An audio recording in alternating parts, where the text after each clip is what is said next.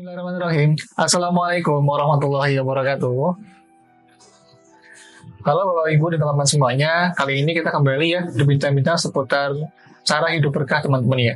Kemarin kita sudah belajar ya seputar dengan pengertiannya dan juga seputar dari visinya ya Bapak ya. Dan kali ini teman-teman kita akan kembali belajar ya terkait dengan misi dari hidup berkah sendiri teman-teman ya. Nanti akan disampaikan oleh beliau Bapak Muhammad Arif teman-teman ya. Silakan untuk nanti didengarkan teman-teman ya. Baik, Assalamualaikum Bapak. Waalaikumsalam. Gimana kabarnya hari ini? Alhamdulillah selalu baik, selalu sehat. Ya, baik ya.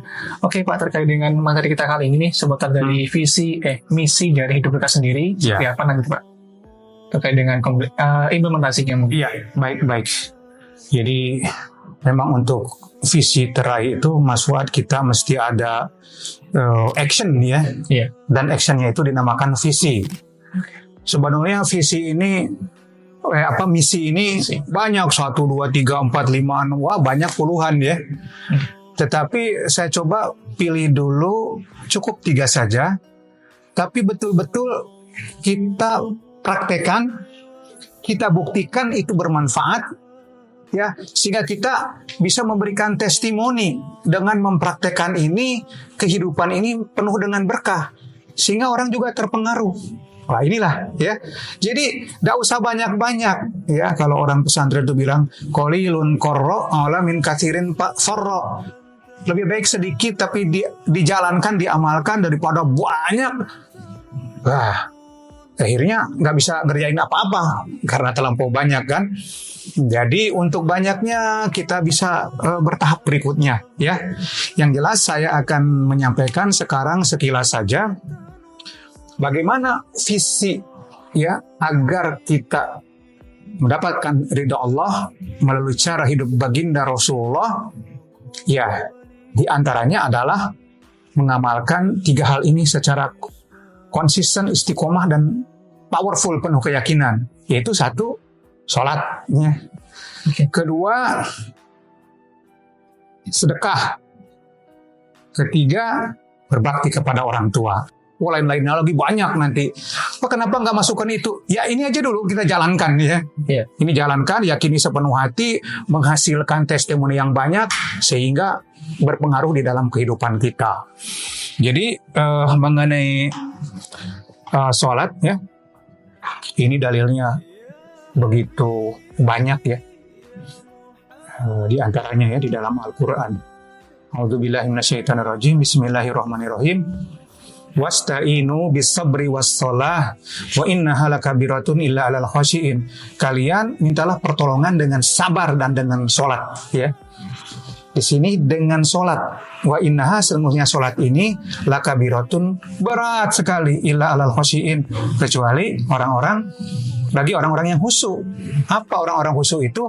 Alladzina yadunnuna annahum mulaqu rabbihim wa annahum ilaihi raji'un.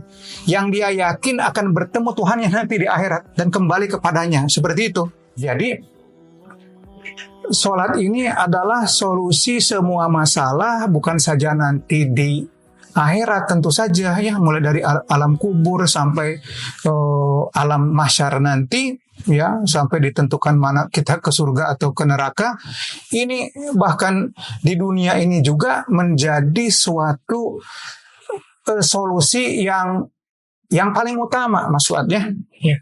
Karena kalau Rasulullah, para sahabat, para alim ulama, orang-orang soleh, ketika ada masalah apa saja ya, misalnya masalah sakit, langsung yang diingat itu Allah dengan sholat. Baru ikhtiar, berobat gitu kan. Nah kalau orang-orang mungkin saya gitu kan, teringat obat dulu. Aduh, ini asam urat ya. Kasih allopurinol, meloxicam, itu ini. Aduh, dokter spesialis dalam. Nah, seperti itu. Nah ini kita belajar. Ya dengan sholat ini selesai semua masalah. Bahkan inna sholata tanha anil fahsya'i wal munkar. Sesungguhnya sholat mencegah daripada perbuatan keji dan mungkar. Karena dengan keji dan mungkar itu yang rugi bukan orang lain saja, kita sendiri, keluarga kita. Kalau kita berbuat keji mungkar rugi, maka dicegah ya dengan sholat itu. Dikatakannya ada orang soleh atau ulama, ketika ternyata nanti di surga ini tidak ada lagi sholat, dia betul-betul merasa sedih dan terpukul karena baginya tidak ada yang lebih nikmat lagi dari sholat. Wah, biasa ya kan? Kita sekarang memikirnya Mas Fuad, nikmat itu duit banyak ya di konglomerat, itu perasaan ya. Padahal sawang sinawang. Kita jadi pejabat tinggi atau kita jadi influencer nomor 1 di dunia gitu kan, itu sawang sinawang atau fata morgana, dan apabila sudah dapat gak ada bahagia, itu biasa aja. Nah, sedangkan ini ya kan sudah ada jaminan bahwa firman Allah kita yakin benar, maka pasti benar. Minta pertolongan dengan sholat, kan begitu. Minta pertolongan dengan sholat, dengan sabar, maka kita praktekkan. Jadi sholat yang bagaimana? Sholat yang khusyuk tentunya. Ya kan? Bagaimana kita mau khusyuk? Setidaknya apa yang ada di dalam bacaan sholat kita faham. Apalagi lebih mengerti. Setidaknya itu artinya. Sejelek-jeleknya Al-Fatihah lah dipahami. Ya kan? Bismillahirrahmanirrahim, dengan menyebut Allah yang Maha Pengasih lagi Maha Penyayang. Alhamdulillahirabbil alamin, segala puji bagi Allah Tuhan semesta alam. Ar-Rahmanir-Rahim, yang Maha Pengasih lagi Maha Penyayang. Ya kan? Maliki Yaumiddin, Raja hari pembalasan. Iyyaka na'budu, kepada Engkau lah kami beribadah. Hanya kepada Engkau kami beribadah. Wa iyyaka nasta'in, dan hanya kepada Engkau kami meminta pertolongan. Dan berikutnya ini doa yang paling utama. Ihdinas siratal mustaqim, ya Allah berilah kami petunjuk kepada jalan yang lurus, yaitu jalan siratal ladzina an'amta alaihim, yaitu jalan yang telah Engkau berikan nikmat kepada mereka, ya. Ghairil maghdubi alaihim waladdallin, bukan jalan orang-orang yang dimurkai dan orang-orang yang sesat. Jadi itu masuk ke dalam hati ketika imam baca itu. Kita kan kalau nggak fokus ke artinya atau maksudnya, nanti sana sini, ya Allah, itu tadi dompet itu jatuh ya, kayaknya di toilet atau gimana ya. Jadi keinget semua. Semua yang tidak kita ingat lagi sholat. Karena apa? Kita tidak berlatih khusyuk ya. Jadi latih khusyuk caranya minimal artinya ngerti gitu kan. Mulai ruku, sujud, termasuk doa yang bagus sekali, doa di antara dua sujud itu ya. Ya. Kan bagus sekali itu doanya, lengkap. Robbighfirli warhamni wajburni warfa'ni warzukni wadini wa'afini wa'fu'ani. Luar biasa ya. Lengkap, tahu artinya itu semua gitu ya. Dan terus latihan menyelesaikan setiap masalah dengan sholat. Maksudnya apa? Ya kita sakit ke dokter, kita sakit ke beli obat. Tapi sholat dulu, dahulukan. Ya kan? Kita ketimpa musibah apa, sholat dulu, baru ikhtiar. Kita mau jemput rezeki, sholat dulu, baru ikhtiar. Seperti itu. Sedangkan sholat, itu juga ikhtiar, gitu loh. Ada juga orang bilang, doa, sholat, ya kalau nggak ikhtiar, nggak bisa dong. Ya. Sholat dan doa itu ikhtiar utama gitu loh. Jangan salah paham ya kan. Jadi orang masih mengandalkan dengan ikhtiar otak kita, fisik kita, tim kita, kan begitu. Padahal doa, apalagi sholat, salah satu daripada ikhtiar. Nah, selain masalah kita berlatih khusyuk, belajar menyelesaikan masalah dengan sholat, kita sholat itu tentu 5 waktu jangan bolong ya, apalagi laki-laki. Upayakan di mana tepat waktu, di mana azan dikumandangkan, dan berjamaah begitu. Terus kadang-kadang kita kesana kemari nggak karu-karuan, latihan dengan rawatib yang muakkad ya, misalnya 4 rakaat sebelum duhur, 2 rakaat setelah duhur, 2 rakaat setelah maghrib, 2 rakaat setelah isya, ya kan, 2 rakaat sebelum subuh, yang pahalanya lebih baik daripada dunia dan seisinya. Seperti itu kan. Tambah lagi, tahajud jangan pernah lepas. Ya. Sholat duha. Nah, paling tidak itu istiqomahkan. Ya, yakini sepenuh hati, jalankan, rasakan perbedaan di dalam perubahan hidup kita. Ya kan? Mungkin kita tidak jadi kaya raya, tidak jadi konglomerat, tapi yang paling tidak hati kita ini La khaufun alaihim wa lahum yahzanun. Kira-kira tidak ada takut, tidak ada bersedih hati dengan hal-hal yang nggak jelas. Kita di dunia ini kan banyak risau, takut terhadap sesuatu yang tidak perlu ditakutkan. Takut itu bermaksiat kepada Allah, kan begitu? Iya. Itu aja. Nah, begitu Mas Fuad ya. Iya. Itu yang pertama, kita sholat, diperbaikilah sholat, termasuk memperbaiki dan menyempurnakan wudhu. Gimana cara wudhu? Ini bukan waktunya untuk menjelaskan ya. Iya. Nanti bisa kita belajar kepada ulama. Kita pun di komunitas bisa ngundang ulama, sudah terbayang di kepala saya, ulama kaliber internasional ya. Iya. Kalau kita komunitas ini mau, kita bisa ngaji online ya. Kalau kita mondok mungkin ya, apalagi sekelas usia saya, sekelas usia Mas Fuad, Mbak Isna, Mas Bima, juga mungkin ketinggalan orang mondok ini belajar agama usia SD atau SMP ya kan. Wes carry gitu kan, ketinggalan. Bisa kita ya kan, karena nggak jauh dari kita ada pondok yang bisa monokin orang-orang yang sudah usia-usia 30, 50, 70 tahun ke atas. Ya, walaupun mereka profesor, doktor, insinyur, tapi ilmu agamanya nggak ada untuk bekal akhirat. Mereka ngaji. Nah, kita boleh seperti itu. Atau tidak melalui komunitas ini di grup. Atau kalau tidak juga bisa online dengan Zoom. Ya, yang penting komunitas mau, ya udah kita ngaji 1 tahun misalnya, mondok pesantren. Kan asik. Kalau sekarang misalnya Mas Fuad, bisa aja begitu saja nggak mondok. Ya, kadang-kadang ini faktor usia. Masa saya dengan anak-anak ini repot kan? Ya. Padahal tuntut ilmu itu minal mahdi ilal lahdi kan, dari lahir sampai kuburan sampai mati begitu. Nah, ini tergantung dari kita. Kalau mau, ayo kita sama-sama belajar ya. Karena untuk ilmu agama ini kita lihat, kita kutip ya. Siapa yang nggak kenal dengan Profesor Dr. Ing B.J. Habibie? Oh, paripurna. Seperti kita waktu SD, cita-cita jadi apa? Presiden, beliau jadi presiden. Cita-cita jadi insinyur, beliau insinyur. Ya, cita-cita profesor doktor, beliau profesor doktor.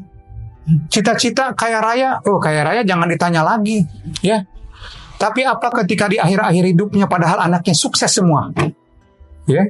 Yeah. Bagaimana?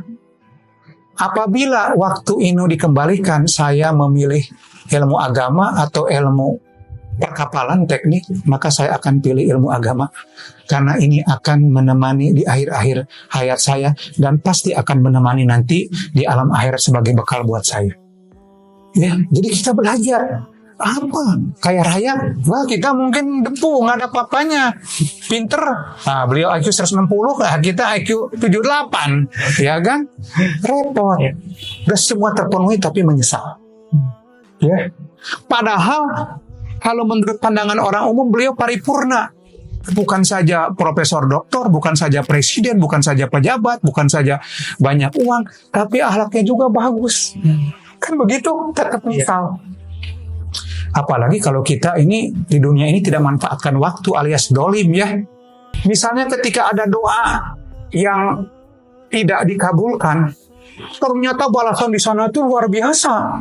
Sehingga ketika di dunia kita menyesal, kesel, kecewa doa belum dikabulkan, padahal mungkin sudah dalam bentuk lainnya, Mas Fuad. Kita merasa kecewa. Tapi justru ketika nanti di akhirat, nanti di yaumil hisab, ketika satu persatu doanya yang dikabulkan, yang dikabulkan, dia kecewa. Kenapa? Menyesal.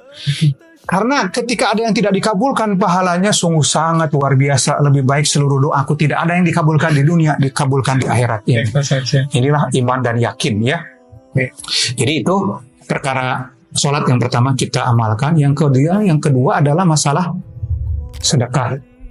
Ini sedekah ini powerful sekali ya. Powerful sekali. Kenapa? Jangankan yang beriman, bahkan yang ateis sekalipun, kalau dia bersedekah baik kepada orang siapapun dia, maka untuk di dunia ini paling tidak dia mudah rezekinya. Sudah proven, sudah terbukti, ya kan? Itulah dasarnya sedekah, ya kan? Terus apakah sedekahnya harus selalu dengan uang?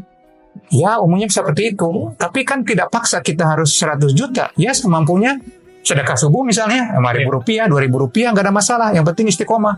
Ikhlaskan begitu. Atau setidaknya seperti sabda Rasulullah, tabassumuka fi wajhika laka sodakotun, senyummu di hadapan saudaramu, sodakoh, gitu kan? Ini sudah mudahkan sodakoh dengan tenaga kita, dengan ilmu kita, ya. Karena Allah ini akan membakar daripada riba dan sodakoh itu berkembang biak. Nah, di sinilah kita harus yakin seyakin-yakinnya. Karena apa? Karena ini firman Allah.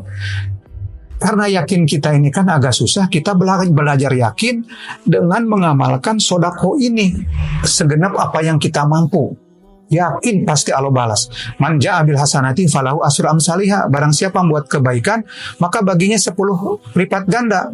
Terserah Allah, mau 700 kali lipat, mau 1000 kali lipat, 1.000.000 kali lipat, terserah. Di dunia dan di akhirat. Begitu. Nah ini kan perlu yakin. Kalau tidak belajar yakin ini, maka akan susah. Nanti kalau sudah kaya, biasa. Wah, kalau saya juga punya uang miliaran, pasti saya gampang. Justru semakin banyak duit, semakin sulit. Iya kan? Maka jangan tunggu hari esok. Mulai sekarang, yakin dengan sedekah, praktekkan. Cuma lihat fadilah keutamaan sedekah, ya belajarlah. Atau setidaknya ngajak baca-baca. Dan yang paling penting, praktekkan. Kan begitu. Ya. Seperti para sahabat ketika Rasulullah bersabda, sedikit aja mau salah apa. Oh ini fadilah ke pasar misalnya. Langsung ke pasar, praktekkan. Jadi langsung masuk hati ke keyakinan, kan begitu. Kemudian hal yang ketiga, ini adalah birrul walidain. Sehingga begitu banyak ayat-ayat di dalam Al-Quran ya. Dan ayat-ayatnya itu panjang-panjang gitu kan. Artinya di sini betapa seriusnya berbakti kepada orang tua, ya kan? Mungkin pernah dengar hadis ya, ridollah fi ridol walidain, sutullah fi suhtil walidain. Ridho Allah ada di dalam ridho orang tua, murka Allah ada di dalam murka orang tua. Bahkan dalam Al-Quran itu ada panjang-panjang di antaranya. Mudah-mudahan masih ingat ya. Misalnya Al-Baqarah 183 ya. Itu paling kiri bawah kan, kayak Ustaz Adi Hidayat aja pura-puranya. A'udzubillahi minasyaitonirrajim. Bismillahirrahmanirrahim. Wa id akhadna mitsaqa bani Israila la ta'buduna illallah wa bil walidaini ihsana wa dzil qurba wal yatama wal masakini wa qulu lin-nasi husna wa aqimus sholata wa atuz zakata summa tawallaitum illa qalilan minkum wa antum mu'ridun. Lumayan panjang itu Al-Baqarah 183. Jadi di situ setelah kepada Bani Israel Allah perintahkan jangan menyembah kecuali kepada Allah. Yang keduanya adalah berbakti kepada orang tua, kedua orang tua. Baru yang lainnya zakat, infak, memberi kepada fakir miskin dan lain sebagainya. Nah, seperti itu. Ini luar biasa. Ada lagi di dalam surat Al-Ahqaf di ayat berapa? Lupa lagi saya. Wa waswainal insana biwalidai ihsana. Dan Allah telah memerintahkan kepada manusia untuk berbuat baik kepada kedua orang tua. Ya. Hamalathu ummuhu kurhan wa wado'athu kurha. Ibunya telah hamil ya dengan susah payah dan melahirkan dengan susah payah. Wa hamluhu wa fisaluhu salasuna syahra. Dan hamil serta menyapi dari penyusuan itu 30 bulan. Ya. Jadi sudah perintah dari Allah begitu. Bahkan ada lagi ayat lain yang saya ambil ujungnya saja. Wala taqul lahuma uffin wala tanharhuma wa qul lahuma qawlan karima. Orang tua seperti itu. Jangan berkata bahkan sekedar apalagi bentak-bentak. Wala tanharhuma. Sebaliknya wa qul lahuma, berkatalah kepada keduanya qawlan karima. Kata-kata yang mulia, baik. Terutama mereka setelah berusia, ya kan? Setelah mereka usia 40 tahun ke atas tentu punya ada kelemahan, itu kita harus semakin bisa bagaimana memanfaatkan fasilitas perantara kita masuk surga, yaitu kedua orang tua, terutama ibu. Nah ini ajib ya. Jadi seperti halnya sedekah, berbakti kepada orang tua. Ini mohon maaf ya, jangan kita orang Islam saja, orang non Muslim bahkan ateis sekalipun, mereka betul-betul berbakti kepada orang tua, maka setidaknya hidup di dunia ini mudah-mudah saja gitu loh. Nah itu sebaliknya ya, kalau sampai orang tua murka ya, jangan murka lebih parah lagi kan, setidaknya membuat tidak nyaman, membuat meneteskan air mata, kesal, mangkal, maka jangan heran kalau hidup kita susah. Ini perlu kita evaluasi dan mungkin nanti kita perlu sedikit pertemuan untuk itu supaya hati kita lembut ya. Kenapa? Ini sudah jadi bukan rahasia umum, kenyataan ketika kita sebagai seorang anak, ibu, bapak jangan tanya, jasanya luar biasa sampai sekarang. Tapi gak terima kasih secara khusus loh. Tapi giliran ada tetangga, sekali aja ngasih 200.000, itu akan teringat sepanjang masa. Ya kan? Maka kita harus ingatkan terus ya. Ini kedua orang tua ini bisa menjadi jalan surga, dunia akhirat, bisa menjadi jalan kecelakaan. Tergantung kita seperti apa ya. Baik, mungkin sementara itu kita misinya sementara ini ya, sholat, praktekkan benar-benar, kemudian sedekah dan berbakti kepada orang tua, yakini sepenuh hati, praktekkan, amalkan, dan kita sharing testimoni ya. Insya Allah hidup kita akan berkah. Ya, baik Bapak Muhammad Arif, terkait dengan materi tadi teman-teman ya, terkait dengan misi dari hidup berkah tadi teman-teman. Oke teman-teman, dengan Bapak Ibu semuanya, mungkin cukup sekian ya materi kita kali ini terkait dengan misi dan hidup berkah sendiri. Semoga bisa sekali dipraktekkan masing-masing teman-teman. Sekian dari kami, wassalamualaikum warahmatullahi wabarakatuh. Waalaikumsalam warahmatullahi wabarakatuh.